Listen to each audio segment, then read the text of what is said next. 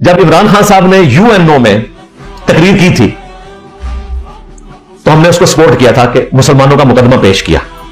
اس وقت ان کے مخالفین جو پولیٹیکل لوگ تھے وہ کہتے تھے کہ اس تقریر کرنے سے کشمیر فتح ہو جاتا ہے, یہی کہتے تھے نا.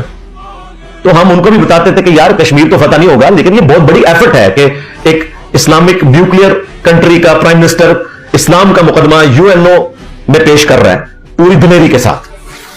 آج ہم اسی پرائم منسٹر کی محبت میں لوگوں کو گمراہ کرنے والے حرام خور یوٹیوبر سے, ڈیجیٹل بندروں سے کہیں گے کہ اللہ کے بندو, اسی اینالوجی پہ اب یہ جو کچھ ہوا ہے پاکستان کو عزت ملی ہے مانو. اب وہ کہہ رہے ہیں اس طرح کرنے سے کوئی فلسطین آزاد ہو جائے گا. جی بالکل آزاد ہو جائے گا, جس طرح UNO کی تقریر کرنے سے کشمیر آزاد ہو گیا تھا. نو سامو, اس وقت ہمارے پرائم منسٹر نے جو کچھ کیا اس سے پاکستان اور اسلام کی عزت میں اضافہ ہوا, اور آج ہمارے پرائم منسٹر نے جو کچھ کیا اس کی وجہ سے بھی پاکستان اور اسلام کی عزت میں اضافہ ہوا. ہم تو ایک ہی جگہ کھڑے تھے.